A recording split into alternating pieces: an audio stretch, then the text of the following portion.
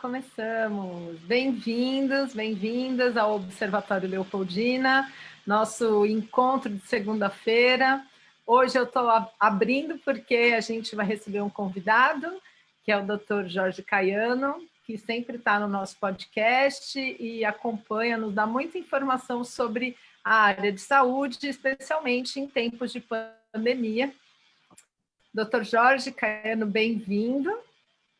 E está aqui conosco também o Eduardo Fiora, editor do Observatório. Bem-vindo. Oi, pessoal. Olá, doutor Jorge, tudo bem? Eu estou bem, tudo bem. Boa tarde, Alessandra. Boa tarde, Eduardo. É um prazer estar mais uma vez nessa conversa. Eu espero não ficar sendo pressionado, né? Pressionem o governador, não a mim, tá bom? Vamos lá. Não, imagina.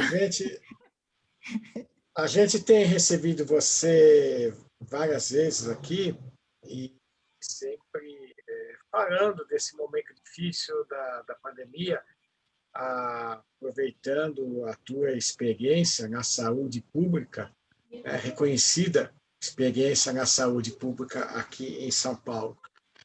Queria colocar na roda aqui a questão da vacina, né?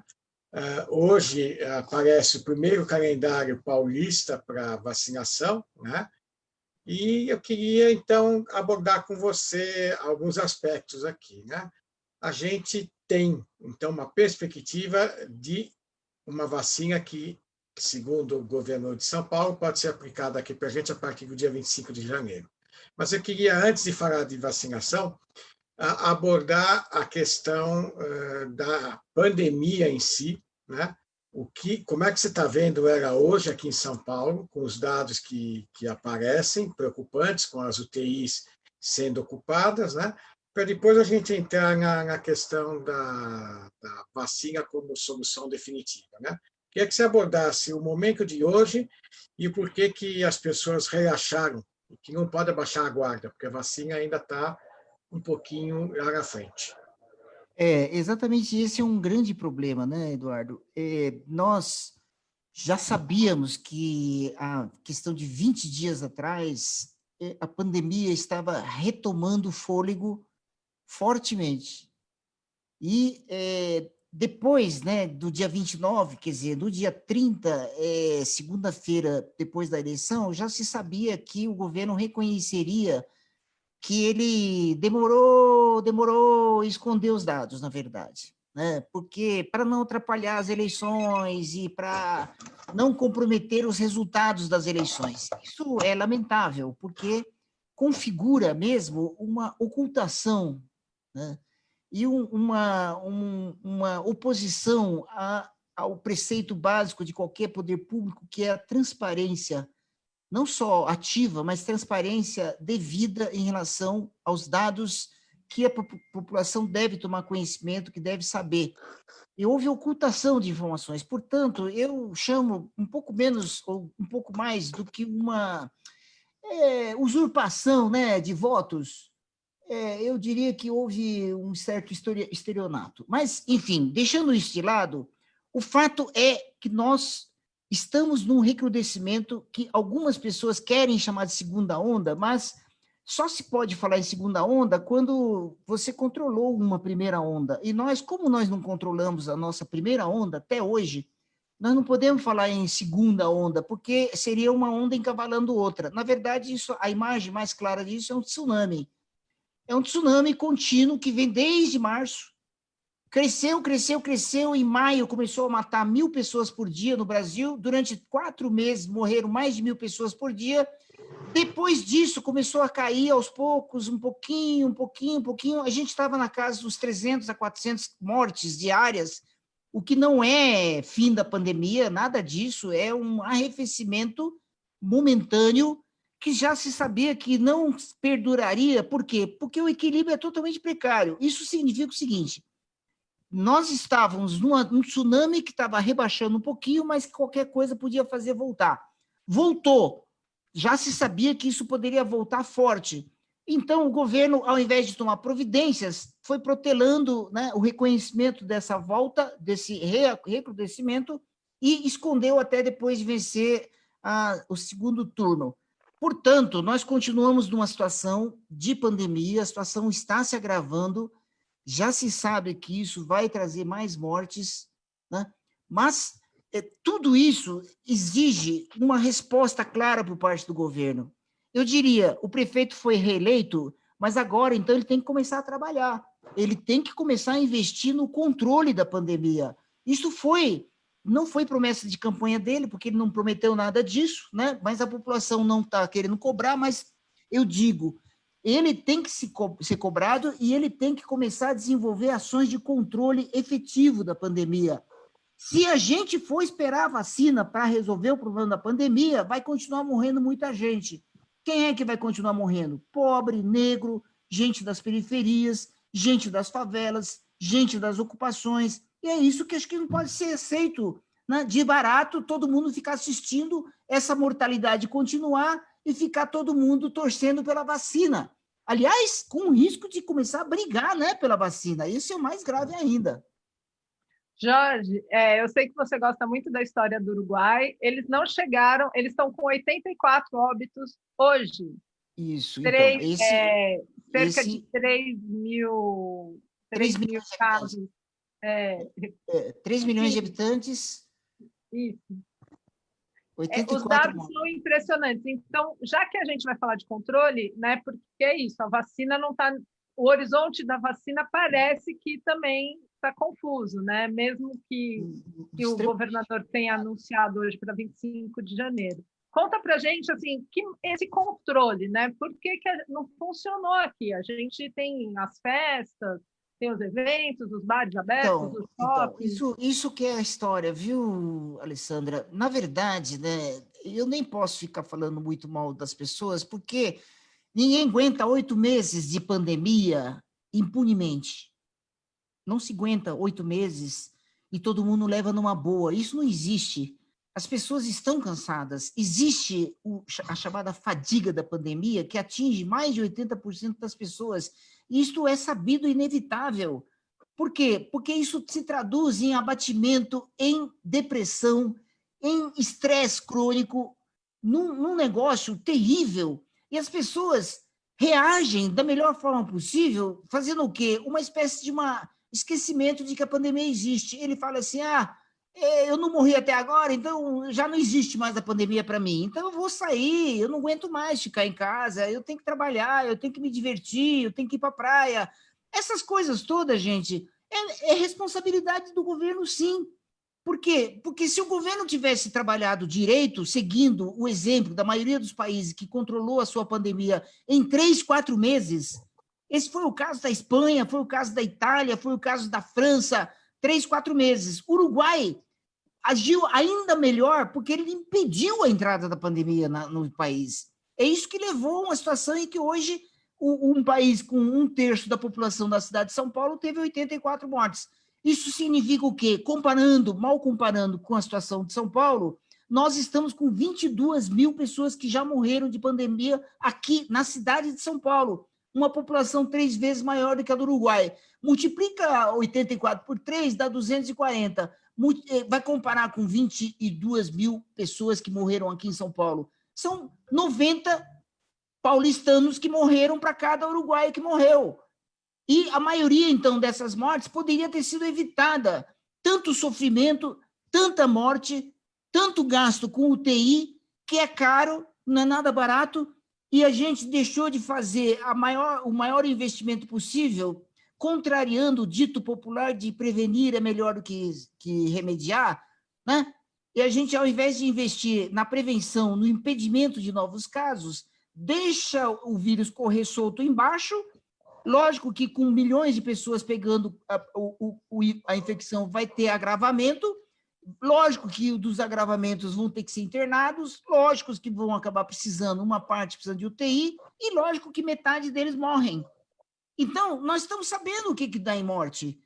É não ter feito a prevenção, que foi feito na Inglaterra, que foi feito no Uruguai, né? A diferença do Uruguai com os países da Europa, que agora estão numa segunda onda, lá sim, segunda onda, que é triste, é porque o Uruguai impediu e continuou agindo para evitar a volta da pandemia. Na Europa inteira, depois que eles venceram a primeira onda, eles tiveram a maior pressa em retomar a economia, né? Abriram tudo que podiam, e aí vem o verão, vem as férias, vem o turismo, isso tudo é que fez recrudescer novamente a pandemia. Isso já se sabia também. A economia mandando mais que a vida, os governos acabam pagando, mas não é o problema do governo, é a população que morre. E vai morrer muito mais gente na Europa agora com a vinda do inverno. Vão morrer, provavelmente, muito mais europeus do que já morreram até agora. E isso já está anunciado, já se sabe de tudo isso. Só que os governos agora escondem. E qual é a solução? Tchan, tchan, tchan, tchan, é a vacina, né? Que a primeira dama que vai tomar é nada mais, nada menos que a rainha da Inglaterra, aquela que nunca morre, né? 90 e lá vai pedrada anos, vai ser a primeira que vai inaugurar a vacina Jorge, na Inglaterra. eu queria entrar então agora nessa questão da vacina, Desculpe a minha né? brincadeira, Não, tá? não, vamos Eu quero que a nessa, rainha Jorge. continue viva, eu não quero que ela morra, mas só faltava ela tomar a Jorge, vacina e ter reação, né? bom, aqui no Brasil, a questão da vacina, né? Aí tem vários pontos para serem abordados, né? A vacina vai vir, né? Estamos esperando a Anvisa se manifestar e liberar as vacinas. Como é que você enxerga a questão desta política Anvisa em relação à vacina? Então, Você acha que a Anvisa está em condição de hoje se ver livre dessa marca política? a Não, peixe de a politização. peixe de política. Nunca vai se livrar disso, sabe por quê? Porque a Anvisa foi modificada e agora o que manda lá são os militares. Então, essa pecha já está, não muda, e a Anvisa ela vai continuar agindo politicamente e vai se curvar aos desejos do seu grande chefe, que é o seu genocida mor. Né? Isso daí vai acontecer, com certeza. Quanto a Anvisa conseguir atrapalhar e dificultar a aprovação da vacina chinesa, né, é o que ela vai fazer. Então, todo mundo já deve ficar sabendo, essa vacina não sai tão fácil assim como o governador está achando que vai sair. Isso faz parte do jogo do próprio governador, certo? Né? É compreensível até, porque ele anunciando logo que tem capacidade de produzir a vacina, que não começou ainda, hein?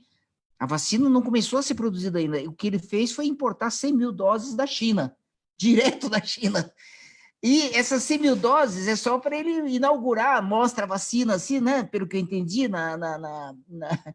mas mostrar a vacina e ter 100 mil doses, dizendo que vai produzir 100 milhões ou 60 milhões, como está prometendo, e 10 milhões logo no começo do ano, isso tudo é gogó, é jogo político, né? Mas tudo isso é compreensível. Por quê? Porque a Anvisa, o que puder atrapalhar, vai atrapalhar. Isso, infelizmente, faz parte da chamada guerra da vacina, que é uma guerra particular entre o inominável superior e o inominável médio. Eu estou dizendo... Mas, Jorge, o governo anuncia, o governo paulista anuncia que tem as doses necessárias para vacinar 1,8 milhões de pessoas Não nesse primeiro tem, não tem. momento. Ele importou 100 mil doses, né? Isso saiu nos jornais, não é? Sim, mas ele E tem. a vacinação não começou a ser produzida aqui. Ela não foi começar a produção. Vai ver se saiu alguma notícia sobre início de produção. Eles estão montando a fábrica ainda. Né? E isso não é tão simples assim. Também não se constrói e também não se começa a produzir vacina, que não é uma vacina extremamente sofisticada, como a vacina da Pfizer, né? Mas não é simples essa produção. Então, ela exige muito cuidado. E também o próprio início de produção tem que ser aprovado também. Não Sim, é isso. assim. Agora, Tudo isso. você queria. Depois a Alexandra, quero que ela também venha aqui e me ajude nessas interpretações. Mas vamos supor, Jorge, que esteja tudo pronto, de fato, para vacinar a população paulista. Tá?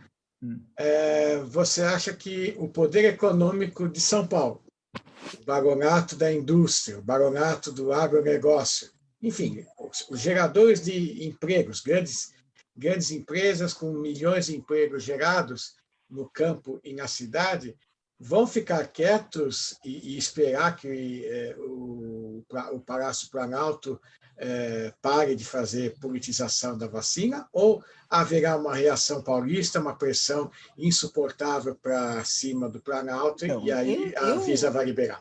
Eu esperaria que sim, né? Isso seria o mínimo que esses empresários poderiam fazer. Eles que botaram aquele sujeito lá em cima, eles que controlam aquele sujeito, né? Então, não controlam, por quê? Porque mesmo com tudo isso, eles também não saem perdendo grande coisa. Esse é um problema sério, viu? Eu queria estar reforçando esse aspecto de que existe um risco, sim, de as empresas, em nome da produção, em nome da economia, queiram furar a fila e tentar garantir a vacinação para os seus trabalhadores, ao invés de seguir qualquer critério de vulnerabilidade ou de necessidade, né, por exemplo, de proteger idosos, por exemplo, profissionais de saúde e tal. Logo em seguida, eles vão querer entrar na fila, que nem aqueles caras do Ministério Público que quiseram, né, furar a fila e disseram assim, não, mas o Ministério Público é tão importante, né, para prender o Lula, essas coisas todas, que eles têm que ser vacinados antes de todo mundo.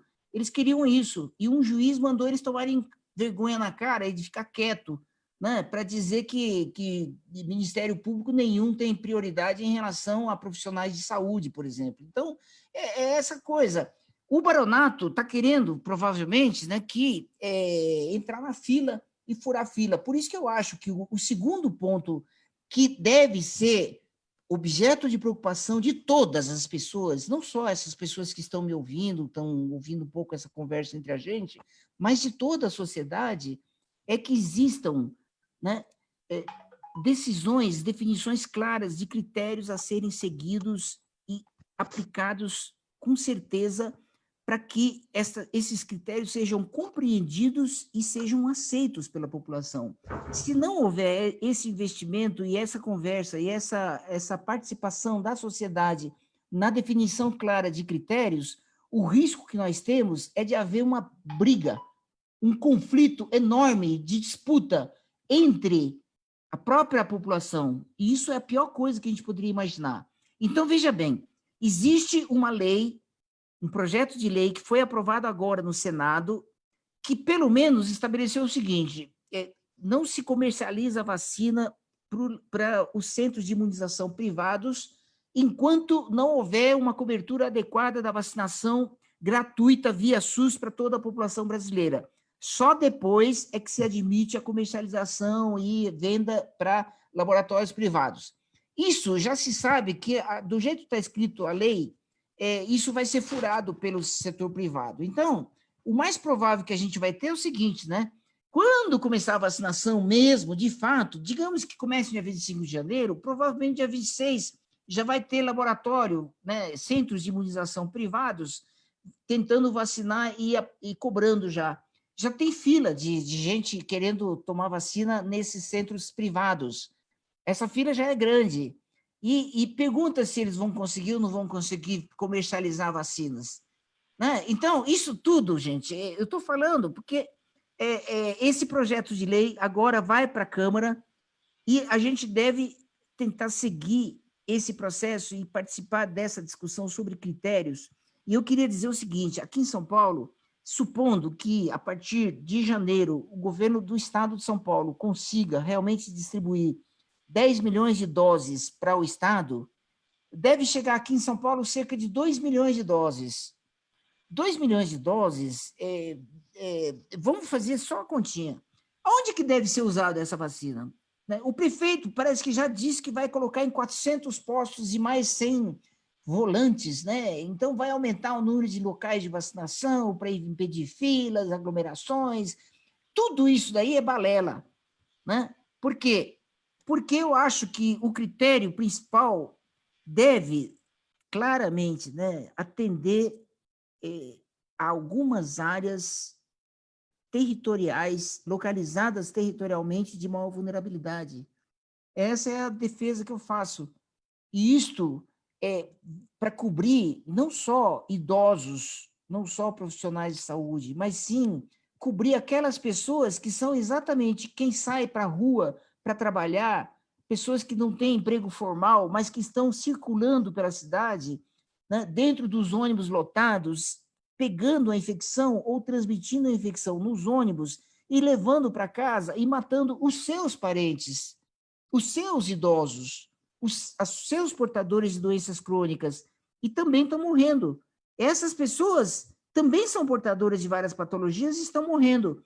Nós temos no Polis, onde eu trabalho, informações sobre as ocupações das pessoas que morreram.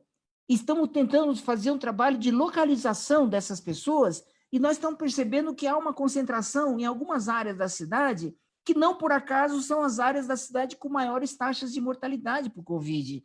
Então, veja bem, isto mostra que as coisas são interligadas. Você vai vacinar idoso, mas vacinar começando lá na Consolação? Eu pergunto.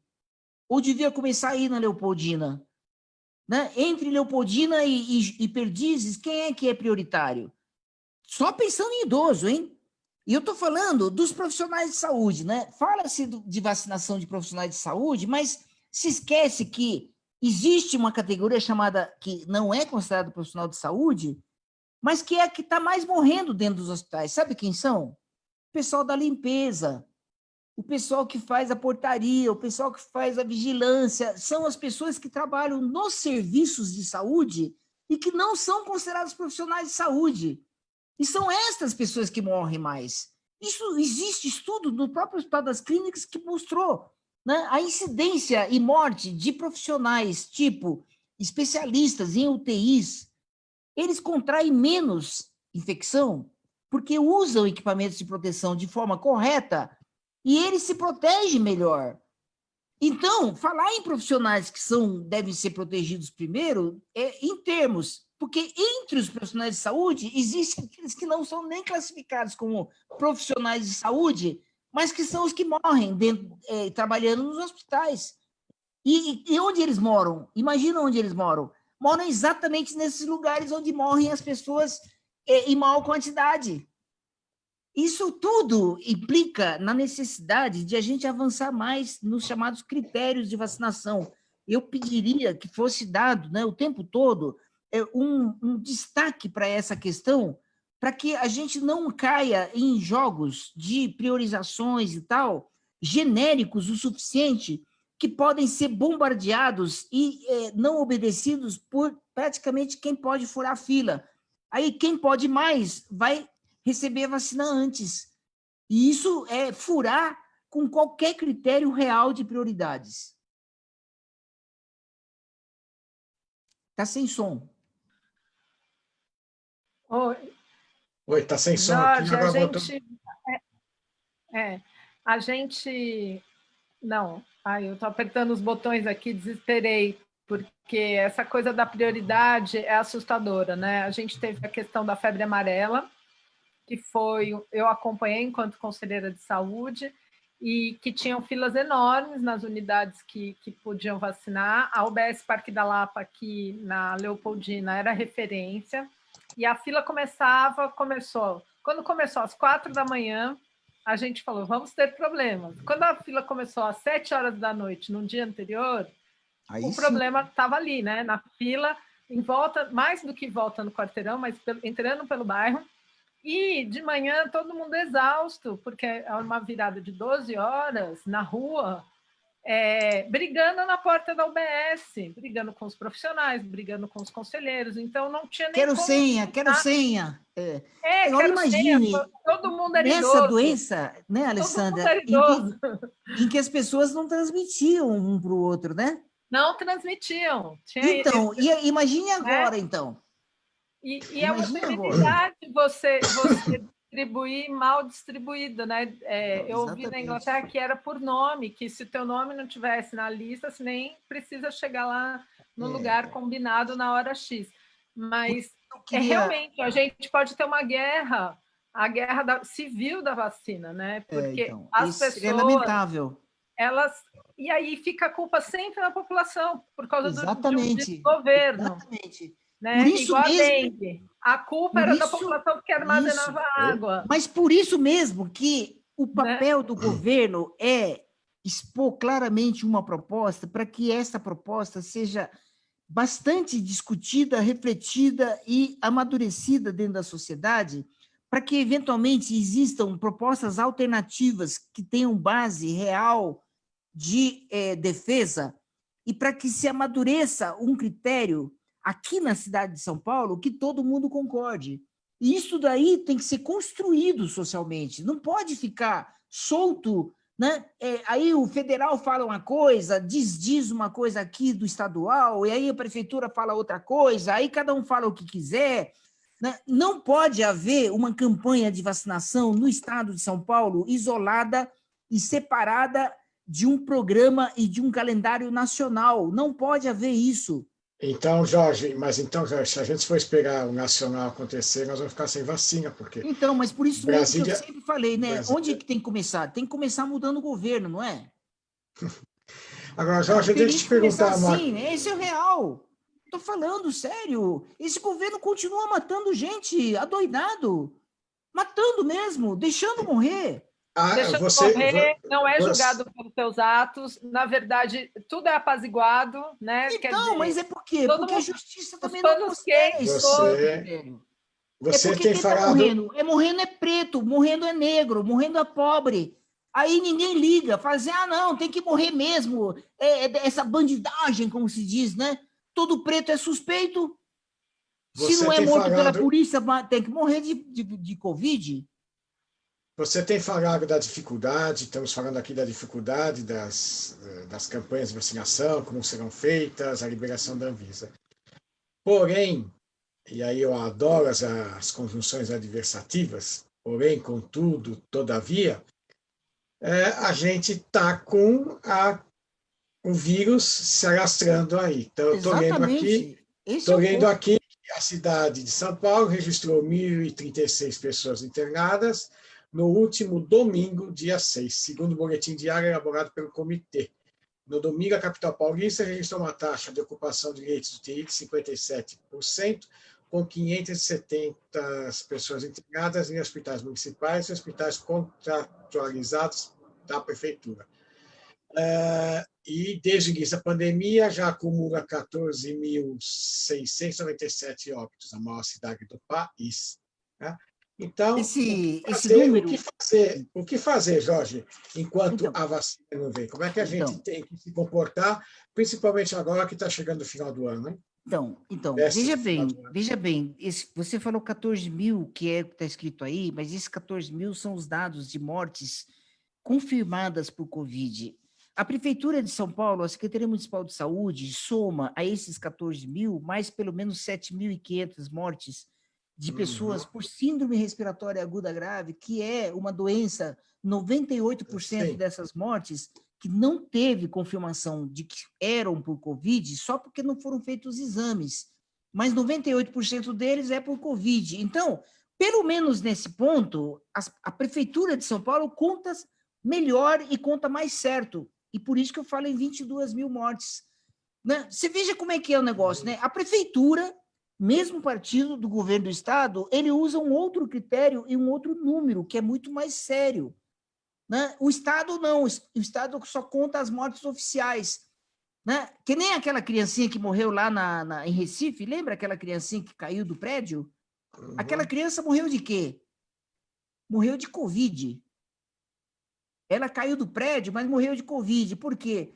Porque a mãe, né, tinha que trabalhar naquela casa, naquele maldito prédio, com a patroa, por causa da Covid toda. Né? Essa situação é que obrigou ela a sair de lá para, sei lá, comprar pizza, e aí a patroa deixou a criança morrer. Aquilo foi morte de Covid? Aquilo foi negligência da patroa? Tudo bem, mas também tem a ver com a própria pandemia. Enfim, tem várias mortes que se diz que não tem nada a ver com pandemia, mas que é decorrente da pandemia. O que eu estou querendo colocar com isso? Centenas de pessoas que estão na fila para atendimentos e vários problemas, né, inclusive câncer, e que não estão conseguindo, porque tem uma fila enorme de pessoas que houve problema na assistência por conta da pandemia. Essas pessoas estão morrendo, não estão morrendo de pandemia necessariamente, mas devido à pandemia. Isso E o que tudo... fazer para conter? Não, O que não, fazer então, para conter o avanço? não, tá bom, vamos entrar na história. Nós precisamos de ter efetivamente o desenvolvimento do que se chama uma estratégia de controle e corte da cadeia de transmissão da pandemia. Isso se chama TRI, TRI, testar para encontrar as pessoas infectadas. Testar para encontrar pessoas infectadas significa fazer aquele teste RT-PCR, que é o exame em que se faz, tira a amostra do nariz, de dentro do nariz, usando aquele super cotonete, encontrando o vírus na pessoa, porque essa pessoa é que vai transmitir para os seus parentes e para os seus amigos, para os seus companheiros de trabalho. Testar. Rastrear significa pegar todas essas pessoas que você diagnosticou e pegar todos os contatos para saber quantos dessas pessoas têm que fazer o teste também. Rastrear. E isolar significa todas as pessoas infectadas ou suspeitas de infecção têm que ser afastadas, mas não para falar, fica em casa. É garantir que essa pessoa tenha condições de permanecer em casa. É isso que implicaria em oferecer cesta de alimento, assistência social efetiva, acompanhamento da família efetiva, para garantir o isolamento. TRI é basicamente ação pública. Não existe ação privada capaz de fazer isso. É governo. Este governo, então, tem que fazer isso. E eu vou citar o exemplo da Coreia, só para ver se fica bem claro essa história. A Coreia é um dos países que resolveu que não vai entrar na corrida atrás de vacina neste momento. Né? Por que eles fazem isso? Porque eles podem. Por que eles podem fazer isso? Porque eles controlaram a pandemia, tiveram lá muito poucas mortes por Covid e está com a situação relativamente controlada. Então, aqueles aumentos que eles estão tendo são bem pequenos e são importados da Europa, tá certo? E aí, então, o que é a estratégia da Coreia? É deixar não uma vacina sair por aí. Eles querem que várias vacinas sejam aplicadas em milhões de pessoas para eles acompanharem os resultados reais. Porque o grande teste de validação da vacina é a aplicação em milhões de pessoas. É assim que você comprova a eficácia da vacina e a falta ou a não ocorrência de reações adversas graves. E com isto, a Coreia vai comprar com melhores preços as melhores vacinas, não as primeiras, não a segunda, não a mais barata, mas as melhores. E por que eles podem fazer isso e nós ficamos desesperadamente correndo atrás da vacina? Porque aqui não foi feito aquilo que a Coreia fez, que a Coreia controlou a pandemia e que nós não controlamos. Pergunta se o Uruguai tem tanta pressa assim para correr atrás de vacina. O Uruguai não tem pressa. Por quê? Porque eles, mantendo o controle da pandemia, eles podem aguardar com maior tranquilidade, não vai haver pressão, não vai haver corrida atrás de vacina, as pessoas estão sabendo o que está correndo pelo mundo e podem, né, aguardar com maior tranquilidade. A melhor forma de evitar pânico, a melhor forma de evitar estresse desnecessário é as pessoas estarem bem informadas. E isto não está sendo feito enquanto campanha pública. Né? Por que não está sendo feito? Porque quando o governo esconde números, ele também não quer fazer campanha. Ele não faz campanha porque ele fica ocultando as informações. Então, nós precisamos de governos sérios, né? Não que fique fazendo propaganda com vacina, que não que fique fazendo fake, né? Escondendo números e tal, mas que proponha claramente as suas ideias em termos de critérios de vacinação, mas faça direito, né? Começando com uma campanha massiva de informação e esclarecimento da população. Né? A vacina Sinovac, nós esperamos que ela seja realmente considerada eficaz e que seja aprovada o mais rápido possível. Mas não pode se vincular o futuro, né, do controle da pandemia no país a vacinas. Isso é um equívoco. Né? Isto só acontece nesses países que fracassaram ou que não implantaram medidas efetivas de controle e que querem usar a vacina como mecanismo de fuga de responsabilidade. Isso é o mais terrível que pode acontecer. É o que o Boris Johnson está fazendo lá na Inglaterra, né? Começando com a vacinação amanhã, né? Com a rainha da Inglaterra, né? Porque eles são o país que tem o maior número de mortes em toda a Europa. O país que tinha um sistema público de saúde de altíssima qualidade, como é o NHS em inglês, né? É o precursor do SUS no mundo, que foi implantado a partir da Segunda Guerra Mundial e que o Boris sucateou. Aí, depois de sucatear, depois de deixar morrer e depois de virar o campeão nas mortes lá na Europa, ele quer se livrar ou livrar a cara dele, dizendo, não, nós somos os primeiros a vacinar. Então, ele quer esconder um fracasso, né, fazendo uso político da vacina. Isso que é o mais terrível. Isso que é uso político, né? De uma vacina que nem é produzida lá na Inglaterra. Imagine, né? Ele está comprando vacina americana. E aquela vacina chamada AstraZeneca, que é anglo-sueca, tá certo? Que vai ser produzida aqui no Brasil pela Fundação Oswaldo Cruz, quando for liberada, vamos deixar bem claro, que é essa que o dito cujo federal aceita. Ele não quer aprovar a chinesa. Mas isso tudo é lamentável, né? Isso tudo faz parte da chamada guerra, onde correm bilhões e bilhões de dólares, porque os primeiros ganham mais dinheiro e vendem para os mais desesperados, que vão pagar tudo que for cobrado de preço, e estão falando que vai sair no mínimo $50 por pessoa vacinada. Isso significa um dinheiro enorme e um lucro enorme da Pfizer, que vai vender essas vacinas para a Inglaterra, né? E daí o desespero da Pfizer de começar a vender adoidado por aí.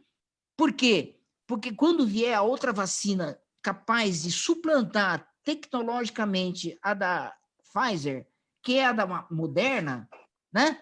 A vacina da Moderna é muito melhor do que a da AstraZeneca, não, da AstraZeneca não, da Pfizer, porque é mais fácil de você conservar. Então, é a mesma vacina, tem a mesma eficácia, só que eles introduziram mais um fator de facilitação, que é conservação em temperaturas mais altas.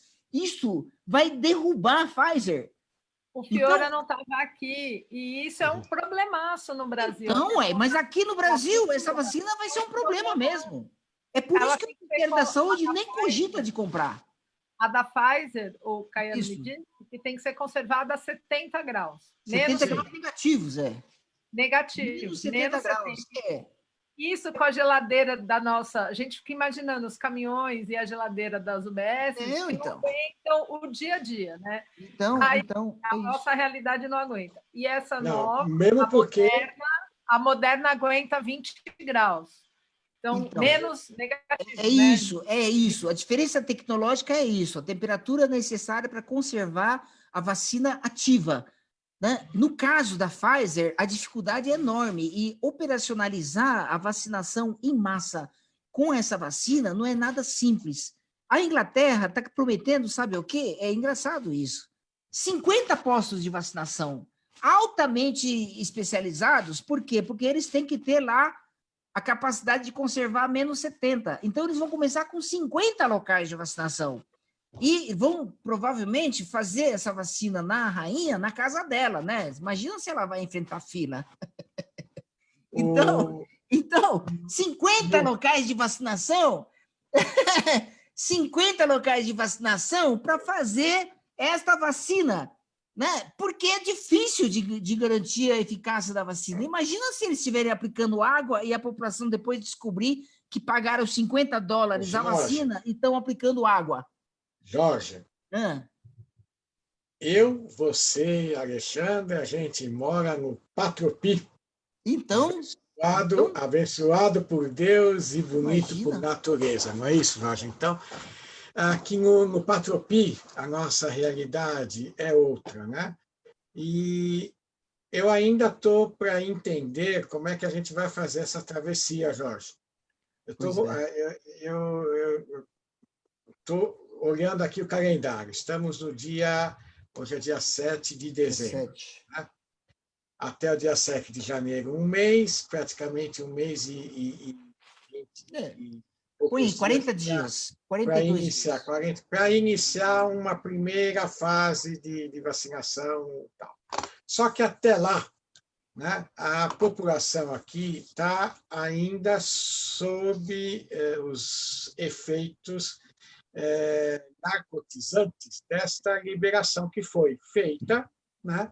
E tudo pode, e vamos em frente, e aqui na Leopoldina até balada de 1.000 pessoas, com ingresso médio de R$350, 350 reais o ingresso médio, né? Ou seja, movimentando por baixo R$350 mil. Só para entrar, né? Para entrar, né? Fora o consumo. Fora o que vai ter que consumir. Lá dentro.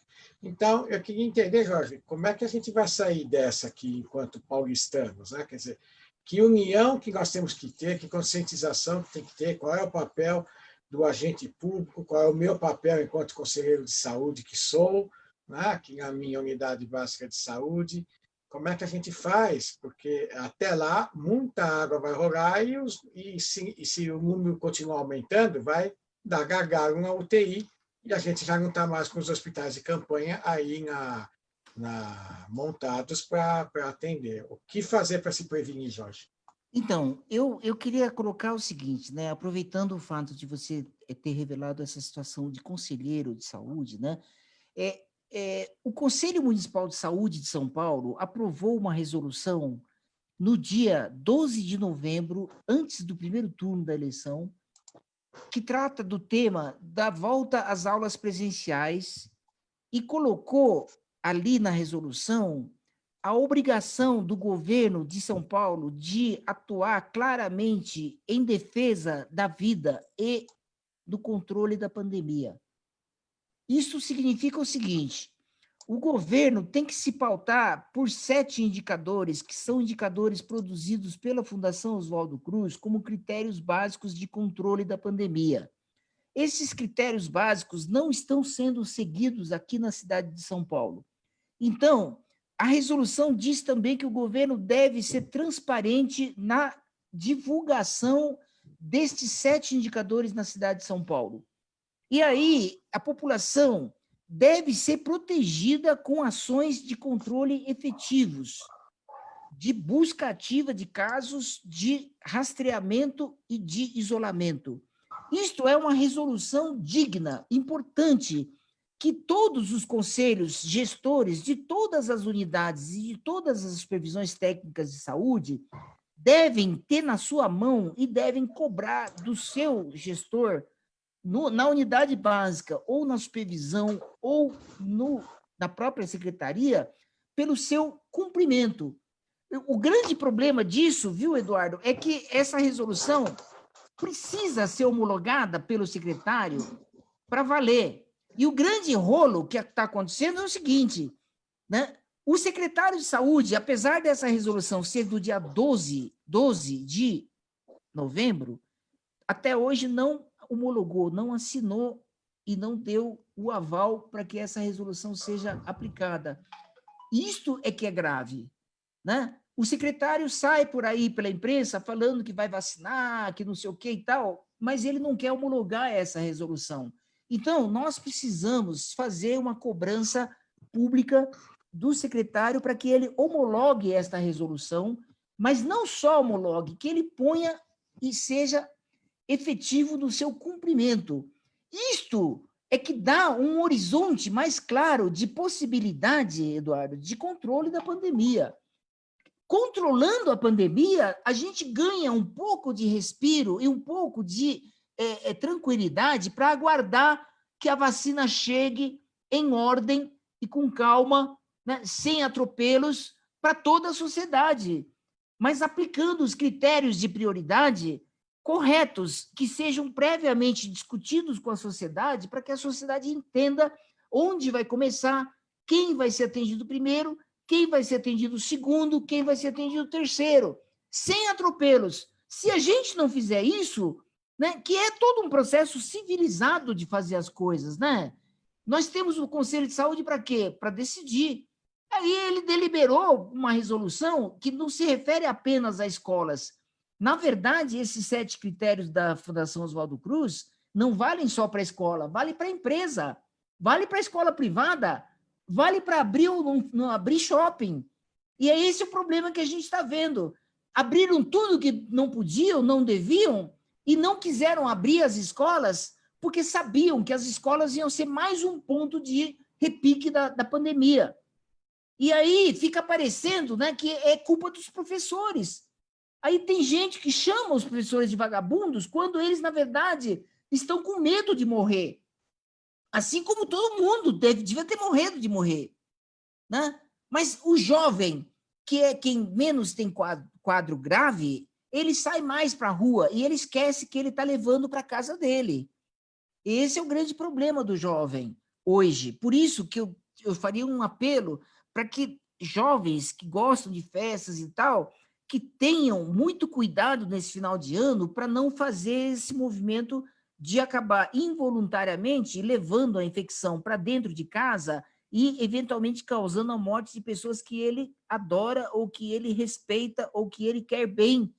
Então, para não acontecer esse tipo de tragédia, o que nós todos precisamos de falar em alto som e de forma ordeira, mas bastante forte, é: governo, faça o seu papel. Governo municipal, senhor prefeito, controle essa pandemia. Coloque a rede de unidades básicas de saúde para fazer esse trabalho de busca ativa, de controle dos infectados para garantir o isolamento.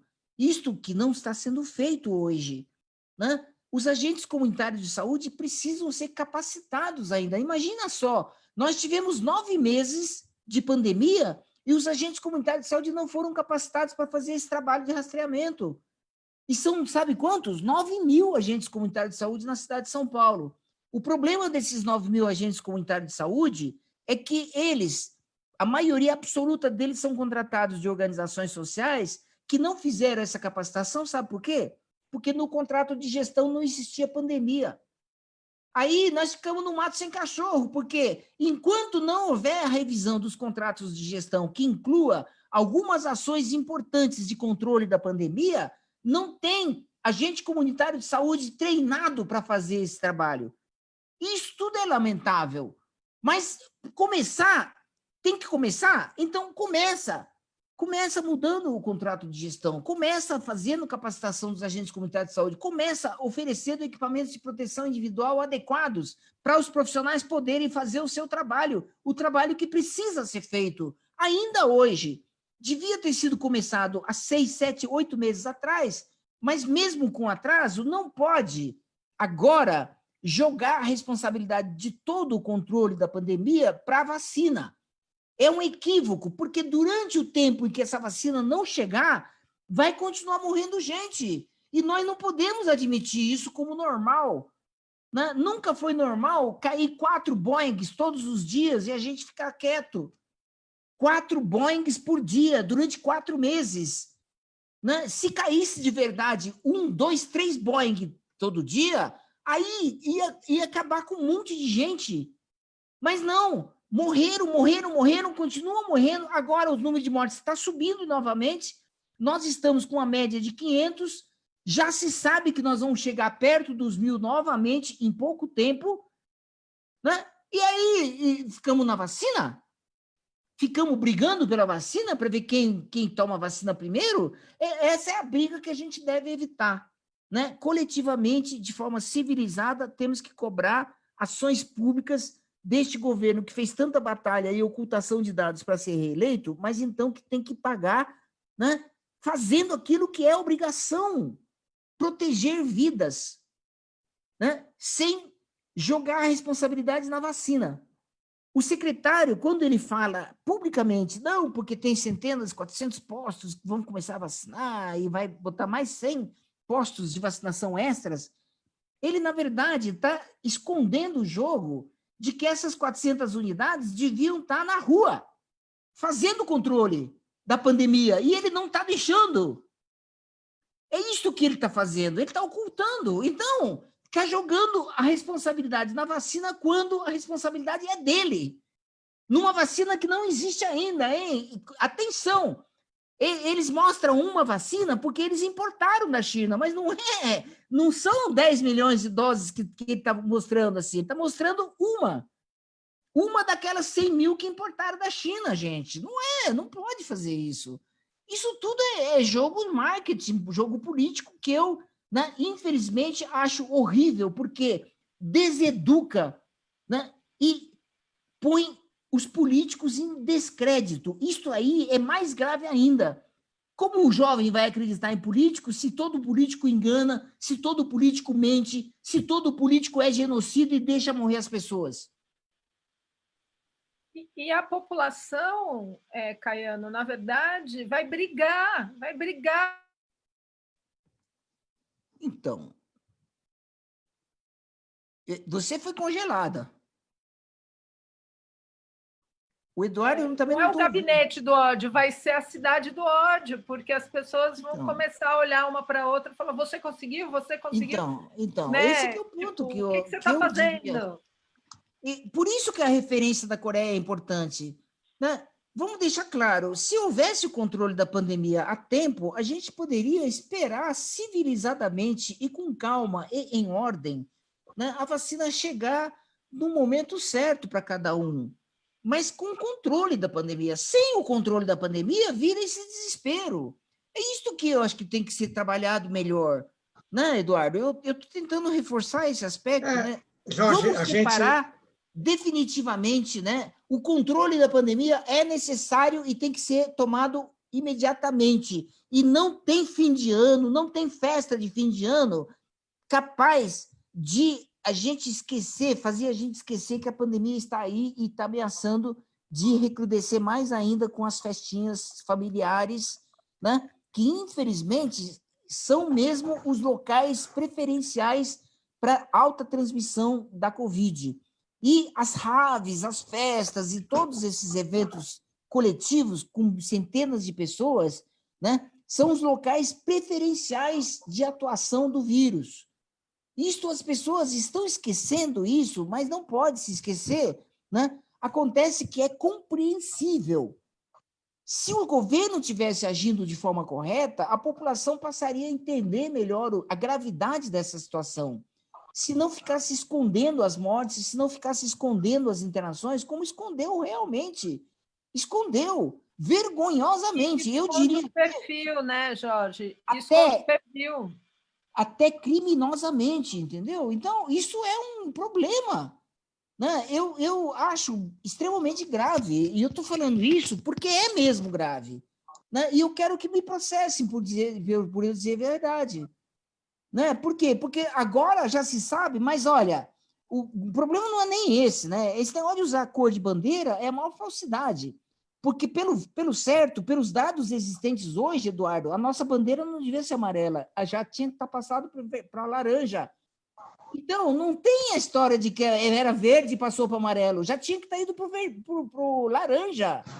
Esse é o critério técnico da bandeira que eles inventaram, que é uma falsidade, mas que, se fosse aplicado corretamente, mudaria a cor para laranja.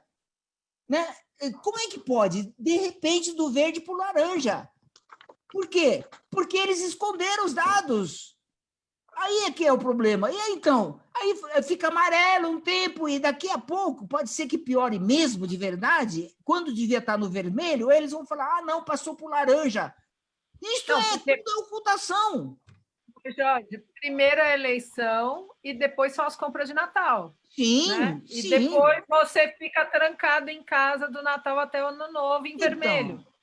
Mas o problema é todo, esse aqui é o problema que eu acho que é sério, né, gente?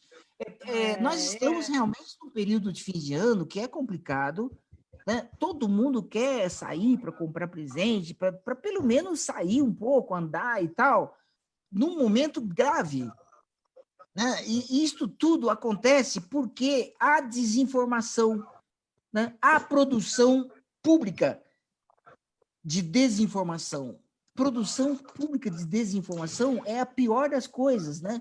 Fica parecendo que nós estamos numa terra nazista, hitlerista, de invenção de verdades, né, como se fossem verdades falsas. Então, gente, isso é muito sério. Nós temos uma verdade que não nos deixa margem para manobra, que é o tempo que passa. Nós estamos adiantados na nossa hora aqui. O papo está ótimo, Ale. Você tem mais alguma coisa aqui para colocar? Porque a gente vai ter que finalizar aqui, Ale. O Jorge, nesse gostoso bate-papo. Eu não digo que é muito gostoso, né? Toda semana, Desesperador. toda semana para a gente lembrar, porque se o governo desinforma, a gente informa. Na verdade, Isso, o observatório eu acho que sempre teve esse atento. é um papel nobre da imprensa, da rádio, né? Vocês têm trabalhado nessa perspectiva e é por isso que eu gosto de estar falando com vocês. Eu respeito muito o trabalho de vocês e acho que é muito importante, é um papel extremamente relevante, né? E eu, na medida do possível, procuro estar presente aqui para apoiar e defender essa liberdade de imprensa como condição para a gente avançar na afirmação da democracia e dos direitos, né? Nós E eu acho vamos que voltar. Nós temos que voltar a falar, Jorge, porque acho que no próximo episódio aqui a gente tentar falar um pouquinho de saúde e educação, porque eu queria, nesse próximo encontro, abordar a seguinte questão. Se temos vacina para as crianças lá na frente, né? Como é que fica aquele bordão que foi feito até agora? Sem vacina, sem aula, né? Como é que a gente vai caminhar? Porque não está no horizonte próximo vacinar crianças, né? não está mesmo. Então, como é que vão fazer? Então, tem gente aqui já perguntando se os pais vão aguentar, né? Ou seja, como é que fica? Mas isso Mas é um papo. isso. Só um cuidado que a gente tem com esse tipo de bordão é que houve muita gente falando, né, sem vacina, nada de retorno às aulas e tal, e tudo é balela, né? Não é verdade, não pode ser assim. A gente devia ter mudado esse bordão para cobrança de governos que controlem a pandemia para a gente poder ter uma volta segura às aulas presenciais, né? E não condicionar a vacina, que foi um erro, uma mistificação da vacina equivocado. Que isso, inclusive, é uma coisa que foi vendida ativamente pelos governos, exatamente para desarmar as pessoas, né? De deixar de cobrar do governo que controle a pandemia, que é o que devia ser feito pelos professores, pelos pais, pelos próprios alunos que querem voltar às aulas, né? Fala assim, nós queremos sim voltar às aulas, mas nós queremos controlar a pandemia. Esta é a condição, né? E isso não foi obedecido, e o Uruguai já fez isso desde junho, gente. Né? Nós estamos agora em dezembro, e o Uruguai, há 5 meses atrás, eles reabriram as escolas, não fecharam nenhuma vez, né? Por quê? Porque eles mantiveram controlada a situação de pandemia. Aí os pais lá no Uruguai estão totalmente tranquilos. Eles têm confiança no governo. Um governo que nem é um governo de esquerda, é um governo reacionário, mas que cumpre a Constituição deles e defende a saúde e a vida como direito das pessoas, não pretende que as pessoas morram. E é o que aconteceu aqui. Aqui é assim, né? Deixa o vírus correr solto, né? Nós quisemos fazer de tudo para o vírus correr solto. E aí o outro entra na briga para também liberar a economia e tudo mais, para deixar mais solto ainda. Então, gente, não pode ser uma corrida de quem solta mais o vírus, né? Corrida de mortes, né? Quem é que mata mais, quem é que é mais eficaz, não pode ser assim. Aí também não pode usar a vacina como argumento para se defender depois. Jorge, eu sempre vou agradecer muito a sua presença aqui. Eu acho que a gente está passando também pelo desmonte dos programas de saúde mental, que a gente demora tanto para construir como a RAP. É uma avalanche. Então, o tsunami, eu acho que traduz bem a situação que a gente está vivendo na saúde. Exatamente. Eu, particularmente, briguei com o Fiora semana passada, a questão do direito dos conselheiros na participação, e ele vai levantar essa bandeira, porque também as reuniões de conselho não têm trazido pessoas novas para se qualificarem nesse front, né? Nesse lugar. a gente tem uma dificuldade imensa de formar novos conselheiros e colocar pessoas novas na conversa de maneira qualificada, conhecendo o SUS, sabendo o papel de um conselheiro, como é importante. E essa é um direito, não é um privilégio. Ser conselheiro é um direito, né? A gente tem esse espaço e a gente tem que articular, mas não ficar lá nesse espaço olhando o governo fazer. Pois é. Então, são dois temas que eu acho que a gente esquenta aqui, mas que fica. São temas importantes, sim.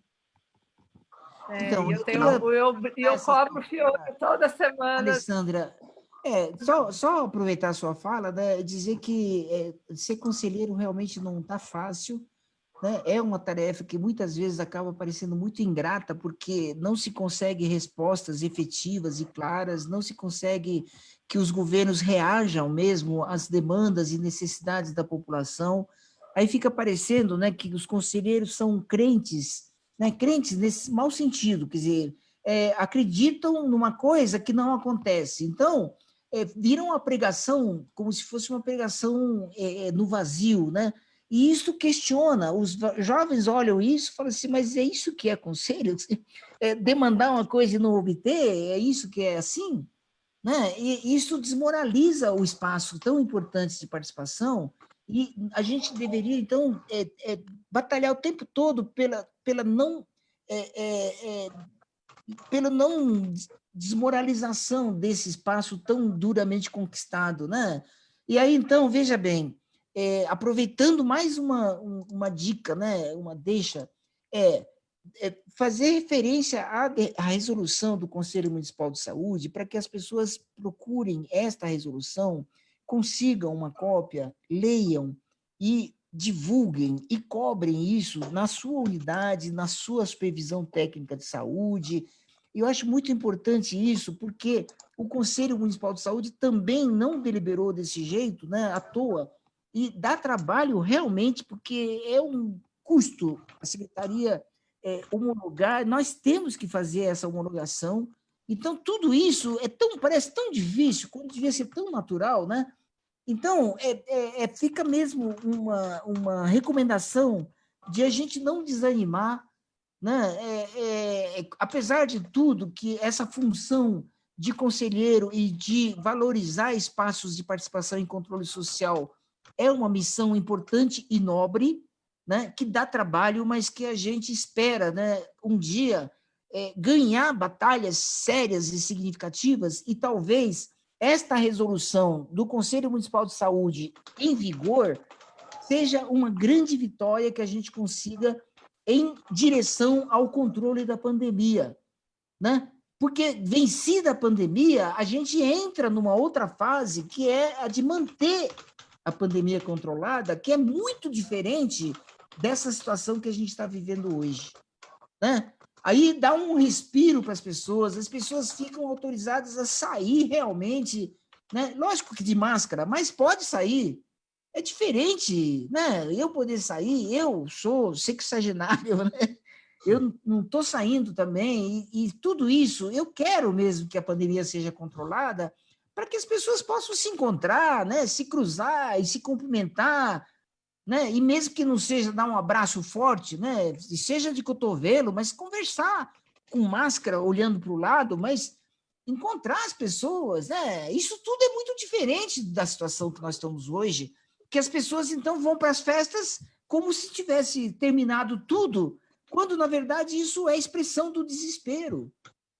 É uma expressão do desespero, e a gente não pode, tem que trabalhar esse aspecto, né? E eu acho também, viu, o governo é muito craque em criar fakes, né? Eu, pessoalmente, acho que essa da saúde mental é mais um fake que foi lançado para despistar e para mais gente, né, ficar preocupado com mais coisas, que é verdade, eles querem e vão inventar todo mês 1, 2, 3 eventos sérios, né? Porque eles são cheios de artimanhas e fazem isso, não só lançam com um balão de ensaio, eles querem implementar tudo que é de errado, mas eles puxam freio na hora que encontram alguma resistência. Então, eles ficam fazendo esse jogo, entendeu? E aí, com isso, quanto mais gente ficar preocupado com saúde mental, com a questão do desemprego, com a questão do aquecimento global, com tudo que tem de problemas sérios, que são reais, eu não estou dizendo que não existem, mas quanto mais gente dispersa e olhando para vários assuntos, menos gente preocupada com o controle da pandemia, que é onde o vírus corre solto, né? Então, gente, tudo isso, eu acho, né, que foi mais um fake que foi lançado e espero, né, que daqui a um tempo a gente consiga voltar a conversar sobre isso, tá bom? Obrigado, Jorge, pela tua presença. A gente espera contar com você aqui mais vezes, né? Já combinando que o próximo debate aqui fará um pouquinho de saúde e educação. Tranquilo. Obrigadão, Ale, suas despedidas aí. Obrigada, Jorge. A gente se encontra e vamos seguir a semana aí, cheia de novidade, né? Acompanhando os informes da Covid, da pandemia no bairro. E quem tiver oportunidade, viu, Alessandra, eu vou pedir para as pessoas olharem a página do Facebook chamado Intersetorial. Façam essa visita, que é o tal do coletivo intersetorial que eu tenho participado, eu tenho tentado também contribuir com alguns textos, alguns artigos e tal, para as pessoas visitarem essa página do Face, Intersetorial. É uma proposta generosa de articulação dos profissionais da educação, da assistência e da saúde. Vejam que isto, viu, Eduardo, também é um aspecto que normalmente não acontece fácil numa cidade como São Paulo. A gente fala muito da necessidade da articulação efetiva de políticas públicas dos diversos matizes, né? Desde a assistência, cultura, esportes, lazer, meio ambiente, urbanismo, saúde, educação, e a gente não pratica isso, na verdade, entre a gente. Então, essa iniciativa é uma iniciativa também muito interessante, porque começou com essa questão das escolas. E aí foi agregando o pessoal da área da assistência, porque lá tem os CELs também, né? Que são centros de educação unificados, né? Centros educacionais unificados, os CELs, que reúnem várias pessoas que fazem outras atividades para além da educação formal, certo? Tem biblioteca, tem piscina, tem esporte, tem um monte de cultura, teatro e tal. Então, o Centro de Educação Unificado, ele extrapola a educação.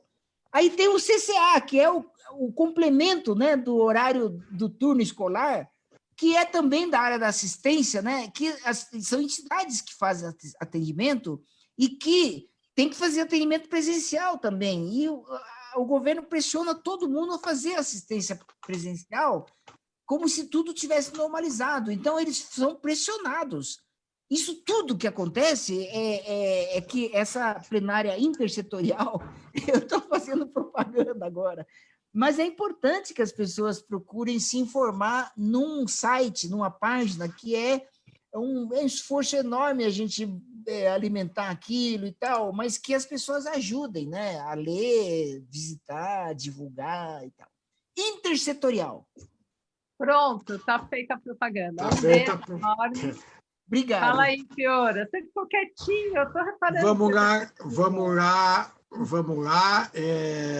Finalizando aqui, né? Só deixar um comentário, que eu acabei de receber uma imagem aqui, né, que é bastante sugestiva. Não é do Brasil, é da minha amada e querida Itália, Milão, a grande capital das finanças, né? Onde tem uma galeria chiquérrima, a Galeria Vittorio Emanuele II, onde centro do consumo globalizado de altas marcas. Estou vendo a imagem aqui, uma belíssima árvore de Natal e a galeria abarrotada de gente. E ao fundo da imagem, atrás da árvore de Natal, mas com o logotipo da loja bem estampado, a gente encontra Prada, a loja Prada. Então é o seguinte, não tem dúvida, Il Diavolo veste Prada na Itália, viu, gente? A galeria lotada e o Diabo veste Prada.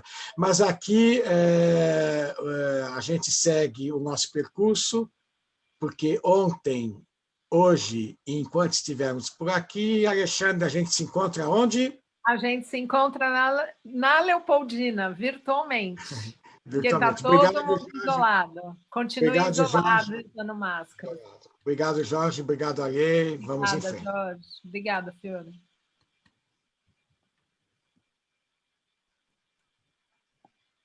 Muito bem.